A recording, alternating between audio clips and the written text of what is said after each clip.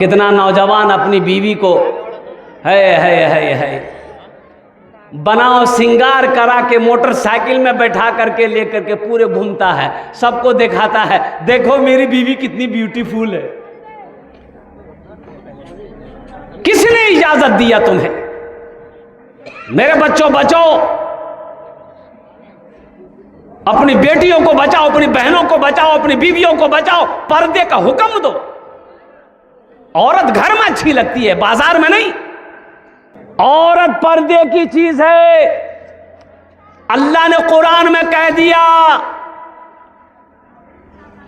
कि घर में बैठी रहो पर्दे के साथ। अय्याम जाहिलियत की औरतों के ऐसा ज़ेबो ज़ीनत करके बनाओ, सिंगार करके घूमा मत करो। अल्लाह ने मना किया, घर में रहो। आज हम अपने हालात को देखें, जायजा लें, हमारे घर में कितने पर्दे हैं। अब तो सबसे पहली बात यह है कि लोन से बचिए, ये सूदी कारोबार है, एक बात याद रखिएगा। मुसलमान के ईमान को कैसे छीना जाए, तो औरतों को आगे लाया गया, औरतों का इस्तेमाल किया गया कि औरत के सामने मर्द की नहीं चलती है। चलती है, बोलिए, अरे चलती है, उसके सामने चलेगी आपकी। मेरी माँ बहनें सब सुन रही है, ज़्यादा मूड़ी मत हिलाइए, कल का सुबह का नाश्ता भी बंद हो जाएगा। बोला खूब मूड़ी हिला रहे थे।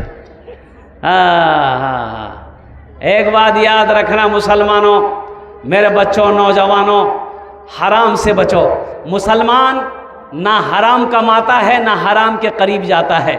मुसलमानों के लिए हराम नहीं है, मुसलमानों की अल्लाह ने हलाल पैदा किया है, हलाल रोज़ी है, हलाल ग़िज़ा है। कुर्बान जाओ, इसलिए जो मुसलमान होगा वो हराम ना खाएगा, ना हराम के करीब जाएगा, वो हलाल कमाएगा, खुद भी खाएगा, बीवी को भी खिलाएगा, बाप को भी खिलाएगा, माँ को भी खिलाएगा, बच्चे को भी खिलाएगा।